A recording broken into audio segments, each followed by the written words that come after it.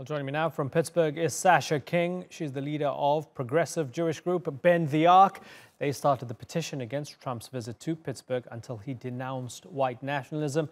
In Washington, D.C., we have law professor Frank Buckley. He's the author of the book, The Republican Workers' Party, How the Trump Victory Drove Everyone Crazy and why it was exactly what we needed.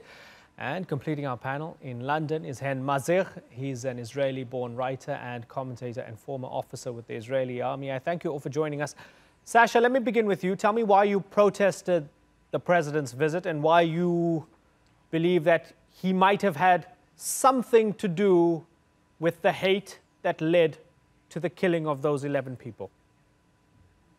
We protested Trump's visit to, or hosted a rally against President Trump's visit to Pittsburgh because the actions of this administration, the speech promoted within it, often we believe really led to the deaths of 11 people in my community. When President Trump was elected, we saw a growth in the amount of hate crimes and anti-Semitism within our own community. We also saw a growth in anti-Semitic tropes in the media, like the use of globalist and cosmopolitan and George Soros paying protesters in the community, which culminated in a white supremacist, white nationalist sympathizer listening to this speech that was promoted by our administration and in the media that there were Muslim terrorists that were going to infiltrate the caravan that was going to invade the United States. And this gunman came into our synagogue Tree of Life congregation because we had a Shabbat the week earlier that we were promoting love for refugees and immigrants and slaughtered 11 members of my community. There's a direct line between statements made and what happened here. Okay, so Frank Buckley. Yeah, okay. Let me go to Frank, Sasha. Sorry to interrupt you. So Frank, we have the president saying, you know, unknown Middle Easterners are coming to the border. He was hyping the migrant caravan. We have Robert Bowers listening to this. That conspiracy that behind all the Latino criminals, if you like, and unknown Middle Easterners and all these evil people, you have some sort of Jewish hand pushing them into America. That's the conspiracy going along the far right and the alt-right, especially on the net. The president was undoubtedly giving a nod and a wink to this. Shouldn't he be held responsible in some way for maybe adding fuel to the fire? Well, actually, I think that's mostly nonsense. I think, firstly, that whilst it is the case, we generally, I think, should tone down the rhetoric. It is actually the liberals who really should worry more about doing that. You know, in the vileness that one sees or hears on television and in radio in America, it's not coming solely from one direction. It's more than anything, I think, coming from the left. But I agree the rhetoric should be turned down. But, you know, incidentally, the idea that the only American president who has a Jewish daughter and a Jewish grandchildren and who moved the embassy to Jerusalem has a smear anything like anti-Semitism in him, that's just sheer nonsense. But Frank, I mean, the idea that you can take an issue like immigration and say that this reflects on, you know, on how he feels about Jews is simply absurd. Okay, but interesting. You mentioned moving the embassy to Jerusalem, right? I mean, you would accept that somebody could be an anti-Semite and still politically support the state of Israel. We see it in the United States with a lot of people who believe in the rapture. They support the state of Israel, if only for the fact that they believe it's set up so that the Jews would eventually be annihilated before Armageddon, right? So let's just park that off as a litmus test for not having any anti-Semitism. And let me ask you, Frank, what you think about when I met white nationalists and the KKK themselves. I made a documentary on this. They endorsed Trump, they supported Trump, and mixed into their hatred, they would say they hate blacks and they hate Mexicans and they hate Muslims and so forth. They always found that the Jews were behind everything. They found that the ultimate hatred was there for Jews. Trump knowingly, you would accept this, Frank, throughout his campaign and now through his presidency, has given wolf whistles to those types of people because he doesn't want to use them as his base. Would you accept that, Frank? I don't accept that for a single second, Imran. I think that's absolutely nonsense. Look, I can tell you something about the campaign because I worked on it. The campaign had three main focus groups, three main outreach groups. They were evangelicals, African Americans, and Hispanics. I mean, there was nothing of white nationalism in what Trump was saying. Trump went out of his way to try to embrace all Americans. He was indeed a nationalist, but he was not a white nationalist. And that's merely a smear. And I think we have to be very careful about tossing around those kinds of charges when they really rest on nothing more than a conspiracy theory. What's the conspiracy theory? I'm telling you directly, the KKK supported and endorsed Trump, and they felt that he was their man. I'm asking if you find any correlation between them. No, I don't. I think it's just purely a smear. And I'll give you one example, as you've asked for it. I mean, the word globalist was mentioned. Okay, well, a big part of Trump's campaign was to insist that we hadn't paid enough attention to the fate of ordinary American workers, and we had concerned ourselves too much with, right, you know, how the world in general was doing through things like free trade, without thinking about what the effect was in America. So yes, he was an economic nationalist, and there's no question about that. But I didn't. You really are not going to be able to find racist things that he has said, except maybe by way of joking. And Hen, I'm going to bring you in a minute, but I just want to finish this point with Frank. Frank, would you accept that, generally speaking, those who tend to use the following terms within their argument, globalist, George Soros, Hollywood elites, media elites, tend to be the types who are using it as a wolf whistle for anti-Semitism, especially in Europe, especially with the far right in Europe right now?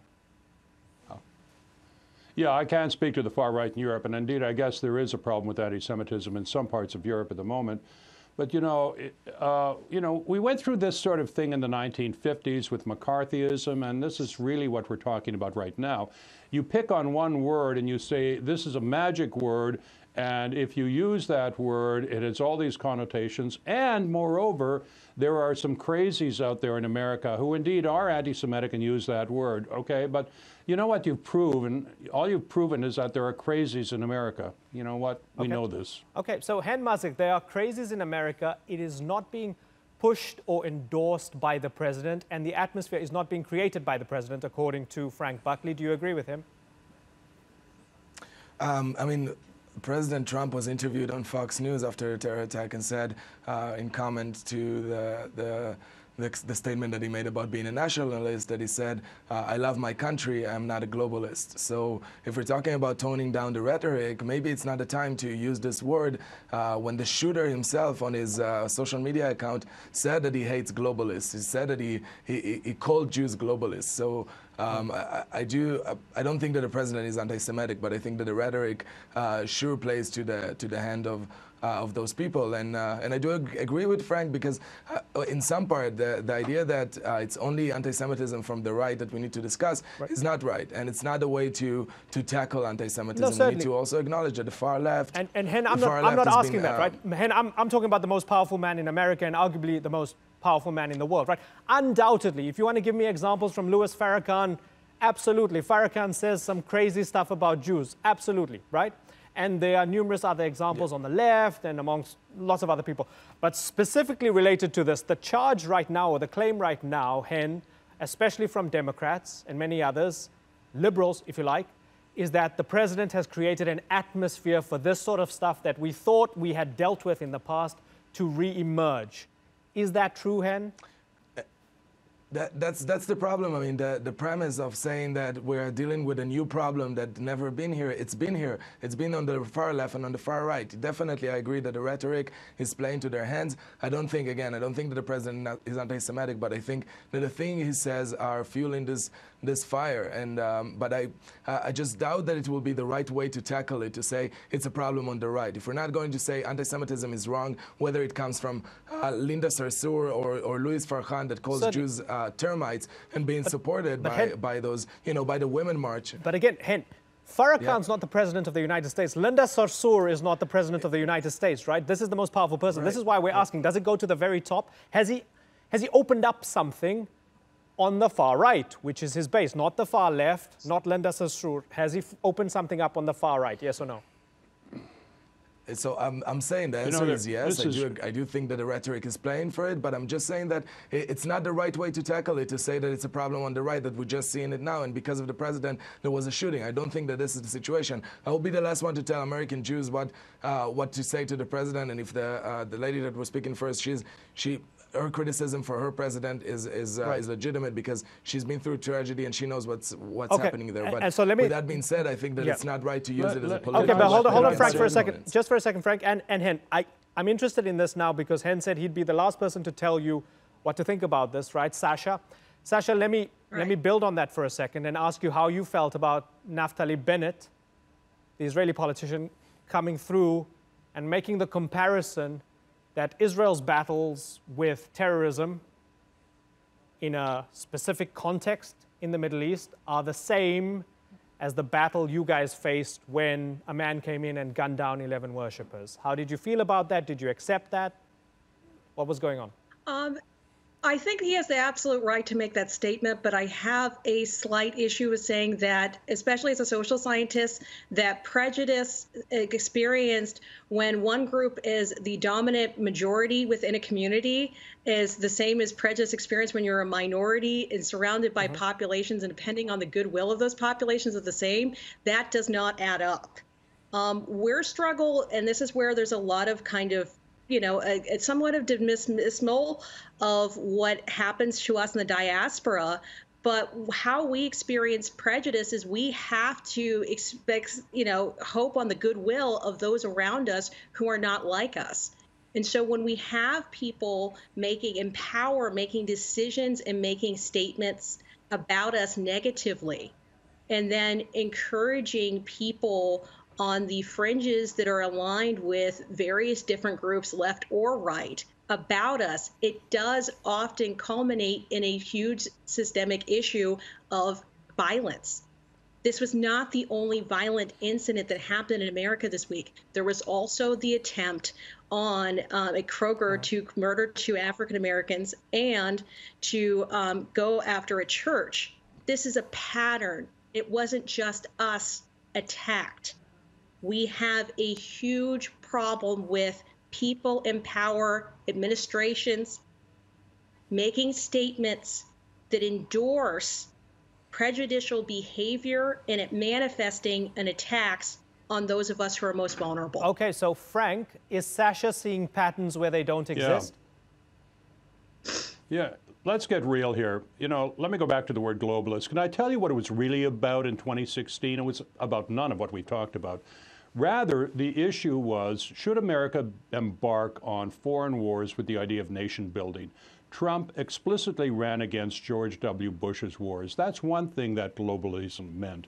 Another thing that globalism meant was free trade agreements that may benefit other countries, but not this country. Globalism also meant open borders with respect to immigration. Those are all legitimate political issues, and Trump won on them. And I think the opposition comes from people who take the other side on all those issues, who like, for example, the idea of open borders and the like. Well, but Frank, let me tell you, if you're a nationalist, you don't like all of that stuff. Is it of any consequence? Don't try to delegitimize real political points here. Okay, is it of any consequence that among those who are anti-globalist, they truly believe that it's the Jews that are pushing America into all these wars, the Jews who want America to be in a global monetary system, and so on and so forth? This is meat and drink for a lot of the base. Is it of any consequence that, maybe, let me put it to you this way. Let me put it to you this way, Frank. With a galvanized right-wing nationalism, is it a symptom of that you're going to see anti-Semitism on the rise? Let us say that there is a political policy which is benign and which helps people and objectively is really good for America, but that it's taken by some crazies to represent something other than what it was meant. The question is the person who puts forward those really benign views to be charged with the fault of the crazies? And the answer is no, particularly when here you're talking about a president who, in its objective ways, is the last person you'd accuse of being anti-Semitic. Okay, Sasha? My chief issue when you get into policies and how the administration has handled them in terms of dealing with populations is the rescinding of FBI funding for monitoring hate groups. And, we started to see that nice little relationship with what happened in my community. Those policies have impacts too. Hen Mazzig, the Anti-Defamation League, the ADL, says the number of anti-Semitic incidents has risen sharply in the last 2 years. If you had to attribute it to any one thing, and if it's not the president, what would that be, Hen? I think that the problem is, again, both on the left and the radical right. When we're talking about Jews, the idea that the radical right, the alt-right, is saying that the Jews will not replace us, they won't replace the white race. And then you have on the radical left people that are saying Jews are the white race and they are the one that control America and they are the one that control, Israel is the strongest country in the Middle East that is responsible for everything that is wrong in this world. So I think the Jews are in the middle of this fight, that on the radical left they are being told that they are white. The radical right, they're being told that they will never replace the white race. And then that's what we're seeing today. The rhetoric that is about Israel, about power, about the fact that half of the word Jewry that is in Israel is responsible for everything that is bad. I think that the problem is on both sides. And if we, the way to tackle it again is to call anti-Semitism what it is, and to say Louis Farrakhan calls Jews termites is anti-Semitic, using rhetoric that a shooter used the day after. He's also not helping the Jewish community. And the way to fight those things is to condemn it and to stand strong. And I think that the Jewish community now needs to come together and to drop all this, the political ideas. It's not about politics. It's about the safety of this community. And I can't believe that in 2018 we even need to raise this issue of the safety of Jews and what is anti-Semitic. Let's bring Frank in, and I'll give you the final word, Sasha. So Frank, come in. To your listeners in Turkey, let me say that it is not the case that anyone who is Jewish in America need fear walking down any street in America. This is not, as it is, I think, in some parts of France or Norway, a case where you have no-go zones where Jewish people might feel threatened. In fact, the Simon Wiesenthal Center says, you know, what you really have to worry about if you're Jewish here basically are American universities, where the boycott and divestment movement has morphed from being anti-Israeli to being somewhat anti-Jewish. Yeah, okay, but Frank, nobody from BDS went into a synagogue and gunned down 11 people, right? Yes. Absolutely right. That's the act of a person who deserves to be put away forever. Okay, Sasha. At a minimum. Sasha, let me give you the final word because we're running out of time. Go ahead, Sasha. One thing I want our Turkish listeners to understand, that we do have a problem with an increased amount of hate speech coming from politicians within the administration and outside of it. There's a reason why Steve King was censored for his association with white nationalists, and that his speech and the impact that it has made, that we have an administration that has cut funding for monitoring of hate groups in this country. And the reason why that's important is my state, Pennsylvania, has one of the highest concentrations of hate groups in the North. This made us vulnerable, and this has culminated in deaths in my community. So if an administration cares about its minority populations, the Jewish community, refugee communities, and all minorities in general, it needs to look at those policies. Okay. Sasha, Frank, and Hen, I really appreciate you all taking the time to talk to us on the Newsmakers. Thanks for joining us.